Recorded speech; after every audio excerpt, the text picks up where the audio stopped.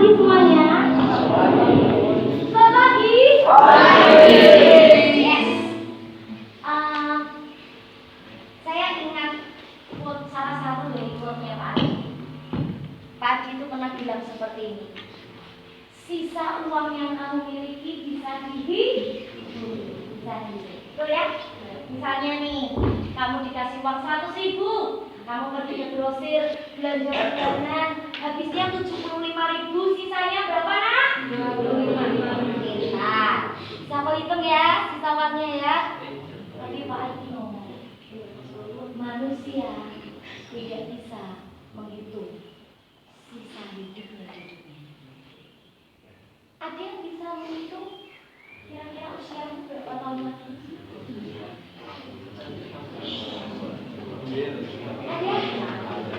Ada yang sudah pakai kuota usianya sampai 25 tahun. Ada yang 25 tahun anak-anak? Ada yang sudah pakai kuota hidupnya sampai 19 tahun. Ada yang sudah berapa? Ada yang sudah pakai kuota hidupnya 20 tahun. Kuota guys, karena kau paling sangat mengerti tentang kuota. Betul ya? Hari ini siapa orang muda yang nggak tahu kuota? Kalau udah ada kuota, kau nggak bisa main operation. Nggak ada kuota, kau nggak bisa kirim tugas ke dosenmu. Nggak ada kuota, kau nggak bisa download film-film Korea. Nggak ada kuota, kau nggak bisa download lomba-lomba batuan yang rapi. Tidak ada kuota, ya. Dan bersyukurlah kalau pagi ini kau bangun dari tidurmu karena dengar suara sofa yang ditiup Kak Oscar. Bersyukurlah kalau kau bangun pagi hari ini karena Kak Oscar mungkin ketuk pintumu, satu-satu masih diketuk nggak pintunya? Mereka sudah bangun semua, sudah bangun semua, mau. Sudah bangun semua, sudah bangun semua. Bersyukurlah, bersyukurlah, bersyukurlah. Kenapa kau mami? Kalau tiba-tiba Tuhan lagi sensi, wajar banget. Di sofa berkaitan nggak boleh mami kok. Kalau begitu kamu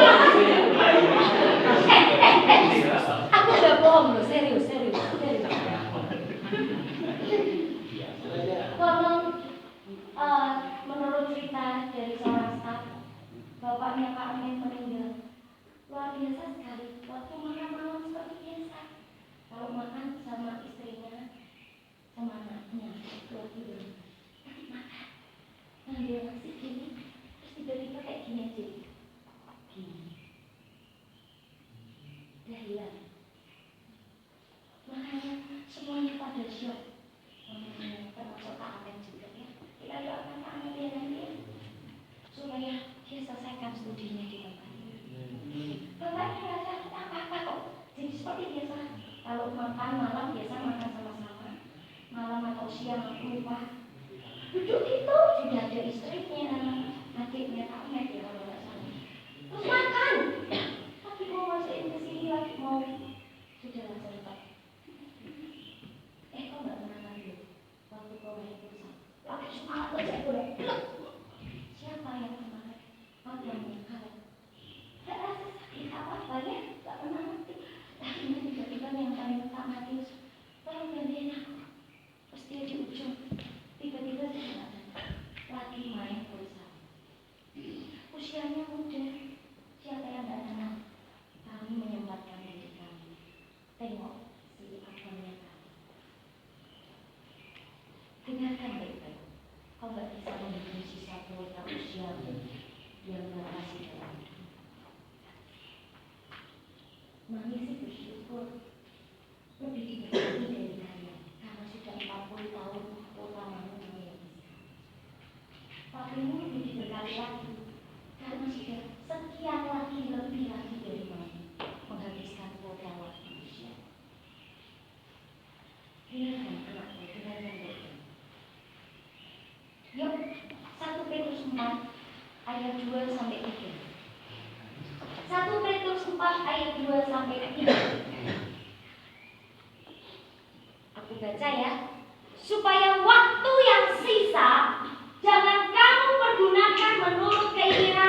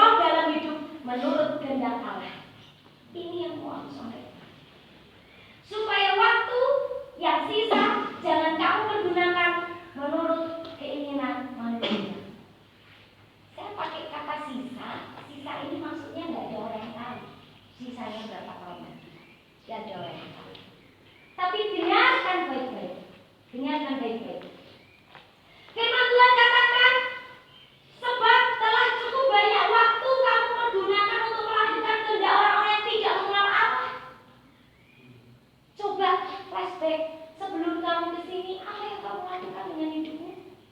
Apa yang kau kerjakan dengan hidupmu? Apakah hidupmu dan hidupku melakukan seperti yang firman ini katakan benar?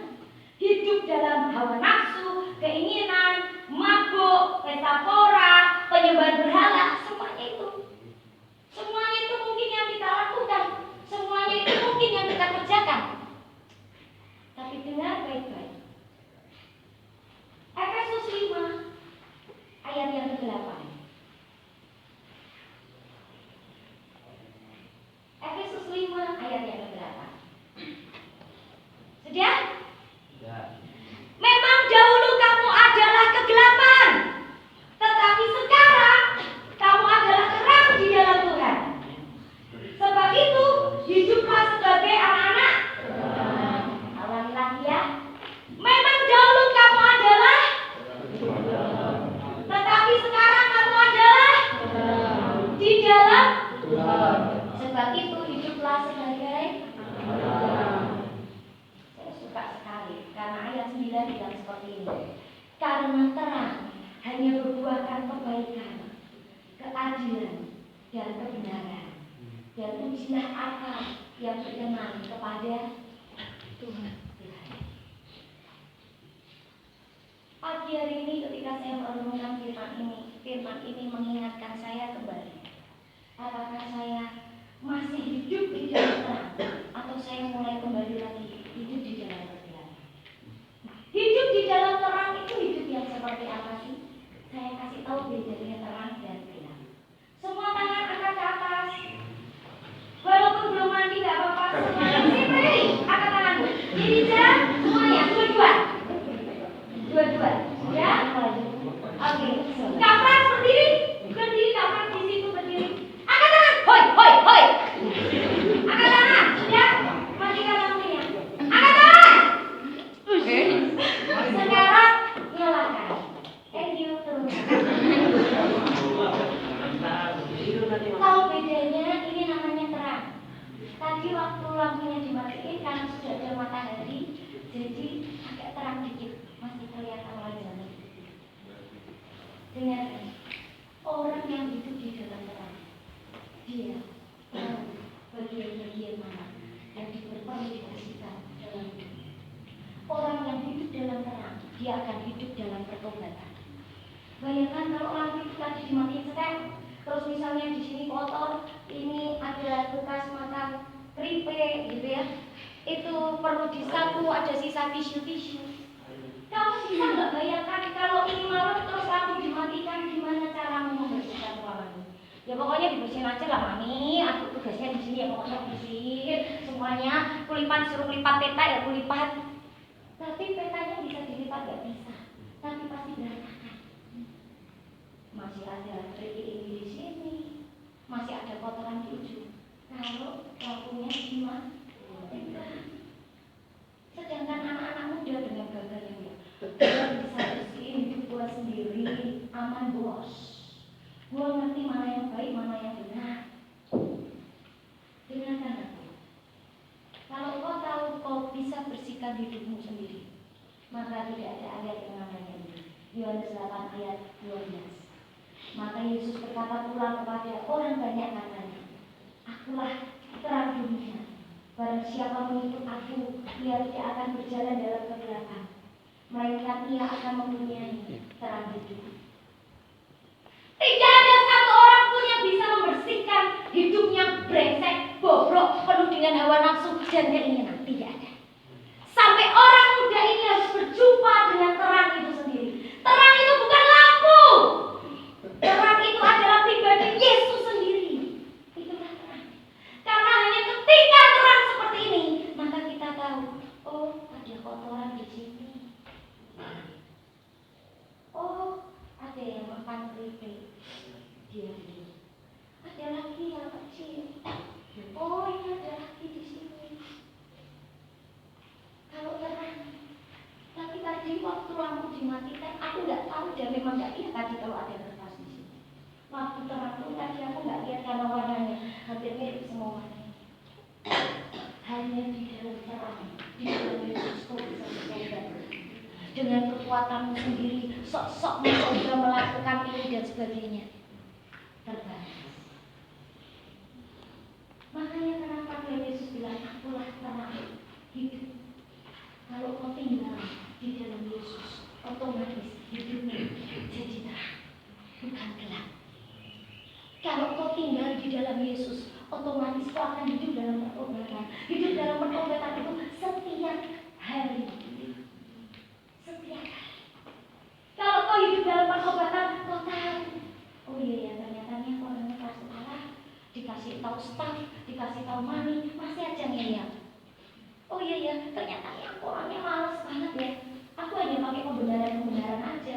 Oh aku sibuk, aku nggak bisa ikut kuliah umum, aku lakukan ini dan sebagainya. Alasan, kenapa? Karena kamu mungkin nggak tinggal di dalam terang.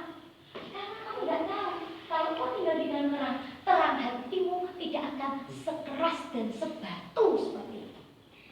Kau pasti akan jadi anak-anak, orang-orang muda yang mudah dididik, mudah diajar, mudah diberi tanggung jawab dan percaya. Seperti sampah ini. Hanya di dalam terang yang seperti ini, aku tahu kalau ada sampah di hidupku. Dan aku ambil. Bukan aku biarkan. Karena ini sampah. Kalau dibiarkan kecil seperti ini, semakin lama semua orang setiap doa pagi makan pengen dibuang di sini. Terus jadi kebiasaan membuang sampah di mana-mana. Tapi harus ada orang satu yang mengasih contoh. Oh ada sampah diambil. Dan itu Yesus. Dengan saya selalu mengibaratkan Tuhan Yesus sebagai seorang pemulung sampah. Kamu tahu pemulung ya? Pekerjaannya apa sih? Ngambilin sampah yang bisa didaur ulang. Tapi aku mau ngomong sama kalian, aku adalah sampah yang bahkan didaur ulang aja gak bisa. Tapi dia mau pakai hidupku, mau ubahkan hidupku, pindahkan aku dari gelap kepada terangnya. Dan disitulah di dalam terangnya itu, saat aku tinggal memutuskan, ya Tuhan aku mau hidup samamu, baru disitulah dia terus mengubahkan hidupku hari demi hari. Aku jadi tahu, oh ternyata aku orangnya keras sekali. Aku baru tahu, oh ternyata sebetulnya ini ada kemalasan di dalam hidupku. Aku baru sadar. Dan aku membiarkan Tuhan mengubah. Mantap. Orang yang hidup dalam terang, dia akan hidup dalam pertobatan. Dia tak akan punya hati yang keras. Karena dia tahu terang. Hanya di dalam terang, dia akan tahu kalau hidupnya sebetulnya sampah. Kalau kamu masih tidak sadar hidupmu sampah, jangan-jangan kau tidak tinggal di dalam terang. Terang itu adalah anugerah. Kalau engkau dan aku dipilihnya, dibentuknya, bukan karena engkau hebat, bukan karena engkau keren, tapi anugerah. Karena dia sanggup mengubah sampah menjadi emas. Amin. Itu yang sangat susah sekali. Yang kedua, di dalam terang, poin yang terakhir, orang yang hidup di dalam terang, hidupnya pasti berkemenangan. Berkemenangan itu bicara dalam pertandingan. Oke ya, boleh saya minta bantuan beberapa orang ya untuk maju di tengah ini bersama-sama dengan saya. Saya akan minta 4 cowok dan 4 cewek, ya, biar ada cowok dan cewek. Oke, saya akan minta dari Juli, sini nah. Oke, Rena, sini nah. Daripada kau tidur di situ ya. Terima kasih. Untung nggak ada SP kalau tidur ya. SP-nya kan masih baru ikut kan doa pagi ya. Kalau udah Mbak Bibi kok di sebelahnya harusnya aku bangunin dia. Bangun. Oke, ya di sini. Ya, Kak Yandri, sini Kak.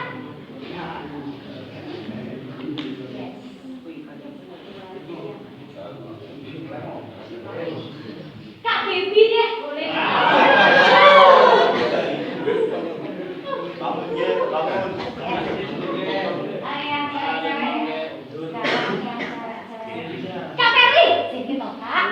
udah pakai kerudung gitu. Ini toh, Kak.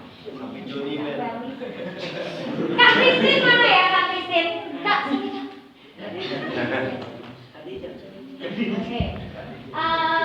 Kak Gloria, sini saya. Ya. Satu lagi Kak Desi Wasari, mau sudah. Sini Kak.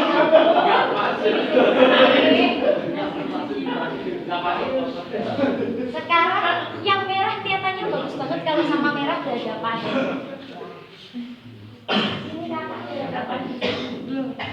Kak Yandri kok dadapan sama? Kak Yandri kok dadapan? Ya, sekarang satu langkah ke belakang. Ya, mundur lagi satu langkah ke belakang. It's very easy. Adikmu semester 1 dan 3 udah pernah main sama aku.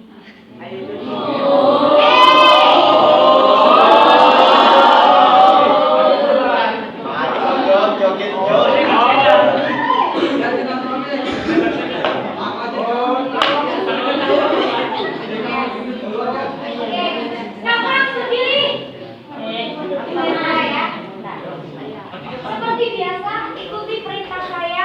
Pegang hidung, pegang mata, pegang telinga, pegang telinga. Jelas? Nanti kalau saya bilang ambil gelas, maka ambil gelas yang ada di depan. Jelas ya, kamu banget ya. Oke, siap. Nanti Kak, matikan lampunya dulu. Semua dong. Siap ya? Pegang hidung, pegang telinga, pegang rambut, peluk badanmu sendiri, katakan aku berharga, aku luar biasa, aku hebat, angkat kedua tanganmu, pegang tutupmu, pegang kakimu, angkat tanganmu, pegang kepalamu.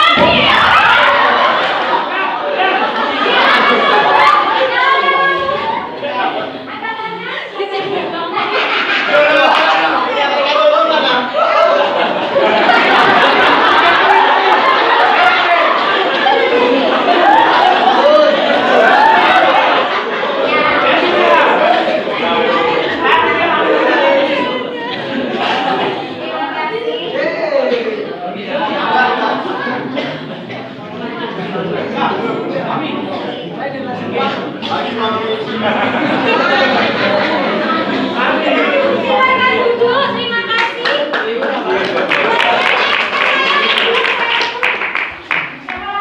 Siapa cantik? Dengarkan Kak, di dalam posisi yang berat, kok bertanding aja nggak bisa kok. Kok kamu mau sok-sokan gaya, luput kok, malah sampai ke sana. Sampai pada di sana teluk menyembah untuk mengambil gelas antara kakak Yandri dan Joni kok sampai begini dan sama-sama nggak ada hasil yang didapat. Kau hidup dalam gelap, bahkan untuk bertanding pun kau nggak tahu dan kau nggak punya fokus. Untuk menang dalam pertandingan, kau nggak bisa tinggal dalam cara hidupmu yang lama dan berbeda. Dunia ini terlalu kuat, nah. Kau hanya bisa menang saat kau tinggal di dalam darah. Karena kalau perang, aku senang puji Tuhan hari ini ada peta di sini. Karena kalau putih mungkin akan lebih jelas. Tapi karena warnanya ini agak mirip sama hijau di garis putih, makanya kau lumut dan gambar. Aku berharap permainan yang sangat sederhana ini membuatmu dan membuatmu sadar saat ini engkau dan aku ada di dalam gelap atau sudah membiarkan Tuhan memindahkanmu di dalam terang. Karena tempat ini dibuat STT Sangkakala, dipilihkan dari hati Tuhan kepada Pak Adi Sutanto supaya ada orang-orang muda dari Sabang sampai Merauke dipilih Tuhan, dipanggil Tuhan untuk menanamkan generasi kalian yang tidak bisa membedakan yang mana dan benar, yang salah dan benar karena hidup dalam kegelapan. Anak muda, mungkin kau suka kompetisi, mungkin kau suka pertandingan, tapi kalau hidupmu sesungguhnya yang kau tahu, hidupmu adalah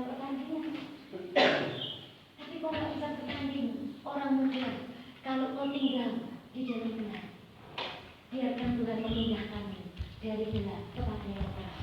Adalah pulau sekali. Itu salah satu langkah prajurit.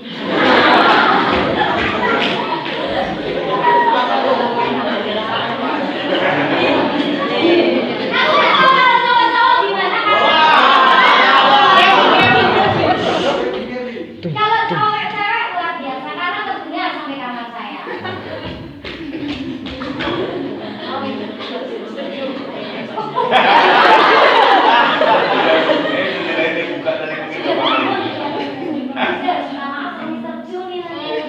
Ya, gitu ya. Kembali lagi nah, dua poin pada hari ini yang semoga kau ingat seumur hidupmu. Kalau kau tinggal di dalam terang, satu, kau tinggal di dalam terang. Yang pertama tadi, ingat itu. Orang yang tinggal dalam terang, dia pasti hidup dalam pertolongan. Dia gak akan keras hati kalau digunakan, karena dia tahu yang mana kotoran-kotoran dalam dirinya yang perlu dibersihkan. Yang kedua, orang yang hidup dalam terang, dia pasti hidup berkemenangan, karena dia bisa bertanding dengan baik. Dan dalam pertandingan, Yesus itu sudah mengalahkan maut. Jadi kalau kau tinggal di dalam dia, otomatis kau adalah orang yang lebih daripada seorang pemenang. Amin. Ada lagu terjemahan dari dia membuka dari 1 Petrus.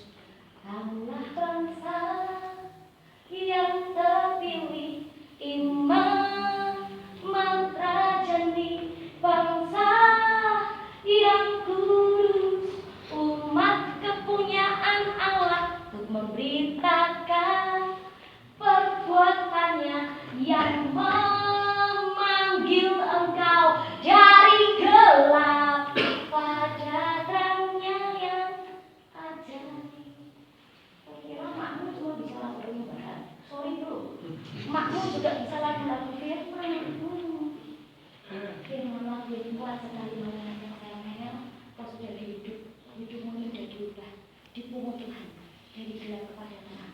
Jadi mari anak-anak terang, orang-orang muda, hiduplah di dalam terang. Sepanjang hari ini, hiduplah, tunjukkan kalau kau adalah terang dari dalam hati. Mari kita berdoa. Tuhan, aku bersyukur hari ini kau memberiku sebuah kesempatan untuk sekali lagi membagikan apa yang kau taruh di hidupku untuk anak-anakku pagi hari ini. Tuhan, aku berdoa pagi hari ini untuk anak-anakku dari semester 1 sampai bahkan semester 11 sekalipun, kami perkatakan di dalam nama Tuhan Yesus, mereka adalah anak-anak terang. Mereka anak-anak yang hidup dalam terang. Amin. Dan mereka sedang menyatakan terang kemuliaan Tuhan untuk generasi mereka yang sedang dihancurkan dalam kegelapan. Tolong anak-anakku Tuhan, supaya mereka dengar cerita jiwa-jiwa di luar sana yang sudah desperate, tidak punya pengharapan lagi. Biar anak-anak muda ini datang menemui mereka dan membagikan pengharapan dan terang di dalam Yesus yang seumur hidupnya akan melupakannya. Aku berdoa supaya anak-anakku ini mengerti bahwa hidup kami semua di sini sedang menjalani sebuah pertandingan yang kami nggak tahu kapan kuotanya akan habis. Tapi satu saja Tuhan, satu saja yang kami rindukan. Biarkan kami bertanding di dalam terang Tuhan yang ada. Sebab pasti kami lemah. Sebab kami tidak menggunakan cara-cara kami sendiri, tapi kami menggunakan firman Tuhan dan pimpinan Roh Kudus. Sepanjang hari ini Tuhan memberkati perkuliahan umum dari pagi sampai siang nanti. Tuhan memberi ekstra kekuatan untuk setiap anak-anak muda, orang-orang muda ini. Telinga yang mau mendengar, pikiran yang mau belajar, hati yang disiapkan untuk pergi ke bangsa-bangsa. Di dalam nama Tuhan Yesus kami menyerahkan Dr. Joe dan Pak Stefanus yang akan menyampaikan kuliah umum hari ini. Tuhan berkati, memberi kekuatan, kesehatan buat kedua hamba. Di dalam nama Tuhan Yesus Kristus, haleluya, amin.